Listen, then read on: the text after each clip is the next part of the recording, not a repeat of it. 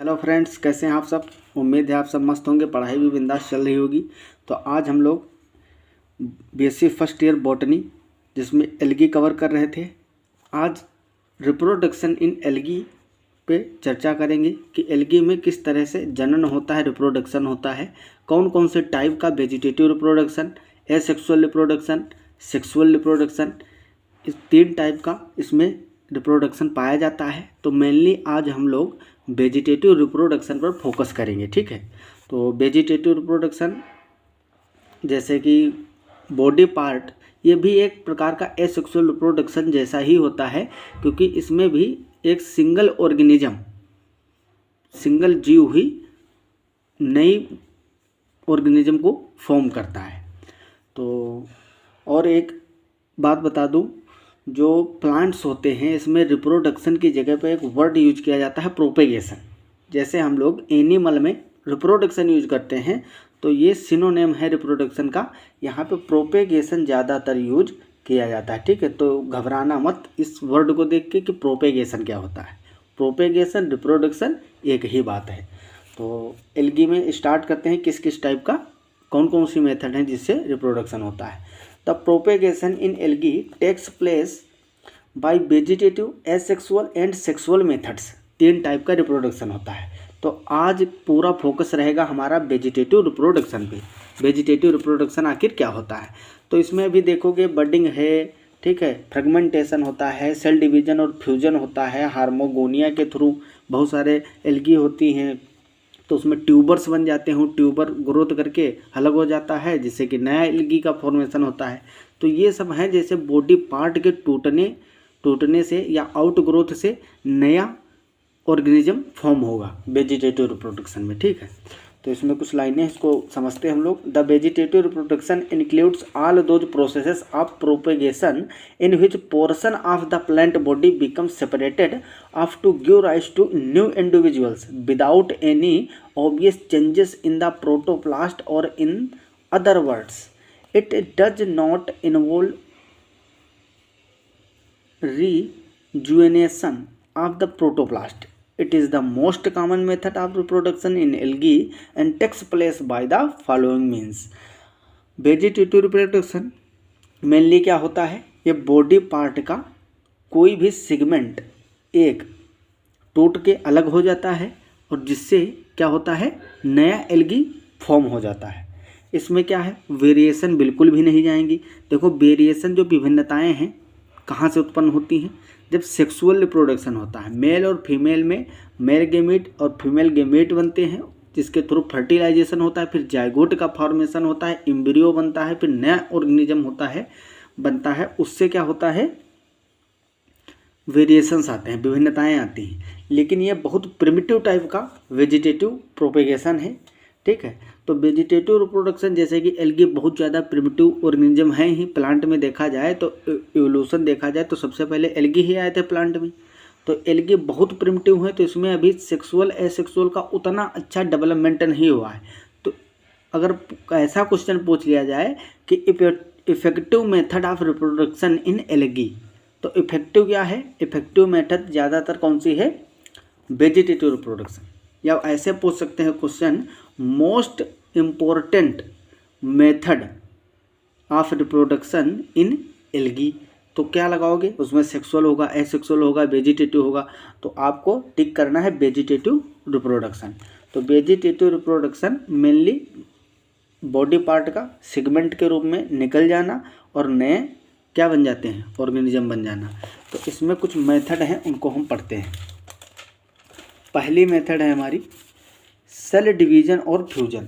इसमें cell division और fusion के थ्रू भी हो सकता है, ठीक है, रिप्रोडक्शन।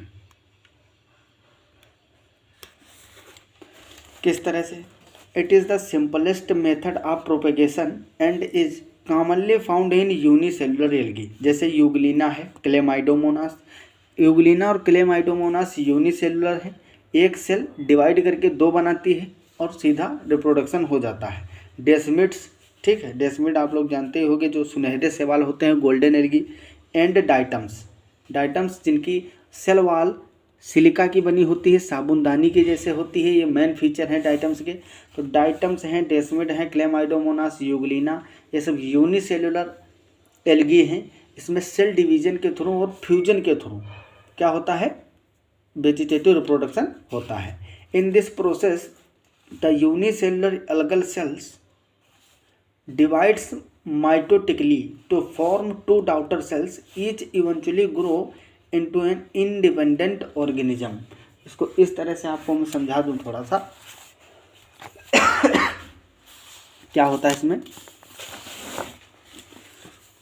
मान लो ये था क्लेमाइडोमोनास, ठीक है, क्लेमाइडोमोनास, ये इसके फ्लैजिला हैं दो, बाइफ्लैजिलेट होता है, और एक क्लेमाइडोमोनास। तो इसमें क्या होगा, माइटोटिक डिवीजन होगा, simply mitotic division. Mitotic division से क्या होगा, ये इस तरह से दो क्लेमाइडोमोनास फॉर्म हो जाएंगे। तो इसको बोलते हैं सेल डिवीजन या फ्यूजन के थ्रू, ठीक है। तो इस तरह से इसमें रिप्रोडक्शन हो जाता है। और इसी तरह से यूग्लिना में भी कर सकते हैं आप लोग। तो ये सिंपल मेथड है, सेल डिवीजन और फ्यूजन सिंपल मेथड है वेजिटेटिव रिप्रोडक्शन का। सेकंड है इसमें फ्रेगमेंटेशन। फ्रेगमेंटेशन क्या होता है, कोई पार्ट जो है एल्गी का टूट के अलग हो जाएगा और उससे क्या होगा, नया एल्गी बन जाएगा। In filamentous form like Ulothrix, Oedogonium, Spirogyra, Zygnema, जितने भी फिलामेंटस हैं, मेनली फिलामेंटस एल्गी में फ्रेगमेंटेशन होता है, ठीक है। The thallus often break into small fragments, each fragment has the capability to grow independently and forms a new thallus. इस तरह से देखिए, जैसे कि बात कर लेते हैं इसमें स्पायरोगायरा की। तो स्पायरोगायरा इस तरह से होता है, स्पाइरल शेप में होता है एल्गी, इसीलिए इसको स्पायरोगायरा बोलते हैं। तो इसमें क्या होता है, मान लो ये फ्रेगमेंट यहाँ से इतना पार्ट टूट गया, इसका ऊपर गया, ठीक है। तो ये जो पार्ट है ये ग्रो करके पूरा नया बना लेता है। क्या, ये जो नीचे का पार्ट है ये तो दूसरा एल्गी बन जाएगा, और जो ऊपर का पार्ट था वो भी एक नया एल्गी बन गया, नया स्पायरोगायरा बन गया। तो इस तरह से फ्रेगमेंटेशन हो जाता है, ठीक है। या बहुत सारी एल्गी ब्रांच्ड होती हैं, ऐसे एल्गी, ठीक है, ब्रांच्ड एल्गी होती हैं, इस तरह से पॉलीसाइफोनिया वगैरह होते हैं। तो इसमें क्या होता है, कोई पार्ट टूट जाएगा, बॉडी पार्ट, और एक न्यू ऑर्गेनिज्म या न्यू एल्गी का फॉर्मेशन करता है। तो मेनली फ्रेगमेंटेशन यही होता है, और ये मुख्यतः किसमें होता है, फिलामेंटस एल्गी में होता है, ठीक है। Each fragment has the capability to grow independently and forms a new thallus. The fragmentation of filaments may be due to mechanical pressure. अब फ्रेगमेंटेशन जैसे हो कैसे सकता है, अब एल्गी वाटर में होती हैं, मान लो वाटर में जानवर भी बहुत ज़्यादा होते हैं, छोटे छोटे जीव जंतु होते हैं, मछलियाँ होती हैं, तो ये सब तैरती हैं। तो शैवाल बहुत पतले होते हैं, माइक्रोस्कोपिक होते हैं, उनमें कोई वेस्कुलर बंडल जाइलम फ्लोएम तो डेवलप नहीं हुए हैं, भी प्रिमिटिव ऑर्गेनिज्म है, तो उतने मजबूत तो होते नहीं हैं, थोड़ा सा झटका लगने पे भी पार्ट टूट सकता है। तो मैकेनिकल प्रेशर पड़ने से भी पार्ट अलग हो सकता है, फ्रेगमेंटेशन हो सकता है, और dissolution of transverse wall of difference in turgor pressure. जैसे कि टर्गर प्रेशर आप लोग पढ़े होंगे, जब सेल्स होती हैं, सेल वाटर को बहुत ज़्यादा एब्जॉर्ब कर लेती हैं, तो वो फूल जाती हैं, तो उससे सेल का डिसोल्यूशन हो जाता है, तो उससे भी टूट सकते हैं, फ्रेगमेंट बन सकते हैं। Between adjoining cells in colonial blue green algae, vegetative propagation takes place by fragmentation of larger colonies. इसमें जो मेनली ब्लू ग्रीन एल्गी हैं, ब्लू ग्रीन एल्गी में भी जो फिलामेंटस ब्लू ग्रीन एल्गी है वो फ्रेगमेंटेशन के थ्रू वेजिटेटिव प्रोपेगेशन करते हैं, ठीक है। तो इसको आप लोग याद रखेंगे। थोड़ा सा टर्गर प्रेशर के बारे में बता दें। मान लो ये फिलामेंटस एल्गी थी कोई, उसकी सेल दिखा रहा हूँ मैं, ठीक, फिलामेंटस एल्गी की, और यहाँ बहुत ज़्यादा वाटर है, क्या है, H2O प्रेजेंट है, वाटर में होती हैं। तो कुछ ज़्यादा अगर आयोनिक कंसनट्रेशन इसमें बढ़ गया सेल के अंदर, तो ये सेल क्या करेगी, वाटर को खींचेगी बहुत ज़्यादा, खींचने के बाद जाएगी फूल, तो फूल जब बहुत ज़्यादा फूल जाएगी तो यहाँ से टूट सकता है फ्रेगमेंट। तो ऊपर का जो फ्रेगमेंट है ये सेल डिवाइड करके आगे बहुत सारी सेल का फिलामेंट दूसरा बना लेगी, और ये जो नीचे का है ये दूसरा फ्रेगमेंट पूरा एल्गी का फॉर्मेशन करेगा। तो इस तरह से फ्रेगमेंटेशन के थ्रू रिप्रोडक्शन होता है। फिर है होर्मोगोनिया। आप लोगों को PDF ये मिल जाएगा टेलीग्राम पे, ठीक है। टेलीग्राम का लिंक कमेंट बॉक्स और डिस्क्रिप्शन बॉक्स में मिल जाएगा, वहाँ से आप लोग टेलीग्राम ज्वाइन कर सकते हैं। वहीं मैं अपना जितना भी मटेरियल होता है PDF के फॉर्म में डाल देता हूँ। तो होर्मोगोनिया क्या होते हैं? It is a characteristic method of reproduction in blue green algae. Hormogonia के स्ट्रक्चर है, रिप्रोडक्शन के लिए स्ट्रक्चर डेवलप होता है, ठीक है। मेनली ब्लू ग्रीन एल्गी में होता है। Under unfavourable condition the trichome breaks into motile segment of varying length called hormogonia. जब अनफेवरेबल कंडीशन होती हैं, प्रतिकूल परिस्थितियां होती हैं, ठीक है। देखो जब फेवरेबल कंडीशन होगी तब तो नॉर्मली रिप्रोडक्शन हो ही जाता है। जब अनफेवरेबल कंडीशन होती हैं तो कुछ रिप्रोडक्शन के लिए स्ट्रक्चर का डेवलपमेंट होता है, ठीक है। तो वही होता है होर्मोगोनिया। क्या है? एक स्ट्रक्चर है, रिप्रोडक्टिव ऑर्गन के जैसे बिहेव करता है। The fragmentation of parent filament into hormogonia may be due to the formation of intercalary heterocyst. अब हेटेरोसिस्ट किसमें होता है? जितनी भी ब्लू ग्रीन एल्गी हैं, ठीक है, तो ब्लू ग्रीन एल्गी में हेटेरोसिस्ट होता है। नोस्टॉक है, नोस्टॉक का एग्जांपल आप लोग नोस्टॉक देखे ही होंगे, इससे पहले क्लास करो, मैंने बताया अच्छे से। उसमें स्पेशलाइज्ड सेपरेशन डिस्क और नेक्रिडिया और ड्यू टू डेथ और decay of intercalary cells of the trichome. Hormogonia are commonly found in Nostoc, Oscillatoria और सिलिंड्रोस्पर्मम। ये मेन स्पीसीज हैं ब्लू ग्रीन एल्गी की जिसमें होर्मोगोनिया का फॉर्मेशन होता है। तो होर्मोगोनिया क्या है? एक स्पेशल स्ट्रक्चर होता है जिसके through vegetative reproduction blue green algae में होता है, ठीक है। अगला है formation of adventitious branches. Adventitious branches क्या होती हैं? जो लेटरल ब्रांचेस होती हैं। मान लो हाँ यही है एडवेंटिशियस ब्रांचेस जो भी बताए थे आपको। ये मेन प्लांट थी और साइड में जो ब्रांचें निकल आती हैं इसको बोलते हैं एडवेंटिशियस ब्रांचेस, ठीक है। तो adventitious branch are formed in some large thalloid forms of alga. These branch when get detached, ये ब्रांच अगर मेन प्लांट बॉडी से हट जाए, अलग हो जाए, सेपरेट हो जाए from the parent thallus, develops into new plant, जैसे डिक्टायोटा और फ्यूकस। ये ब्रांच्ड एल्गी हैं।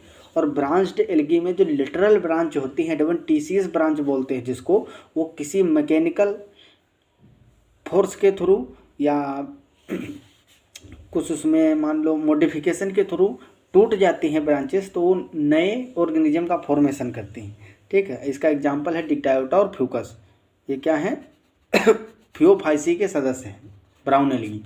Adventitious branches like protonema formed on the internodes of cara और stolon of Cladophora glomerata are found. जैसे कारा का आप लोग प्लांट एल्गी देखे होंगे, स्ट्रक्चर कारा एल्गी का इस तरह से होता है कुछ ऐसे। मान लो कारा है, इसमें नोड और इंटरनोड होते हैं, इस तरह से होता है। ये इंटरनोड हो गया और ये नोड है गांठें। गांठों पे यहाँ पे क्या होता है?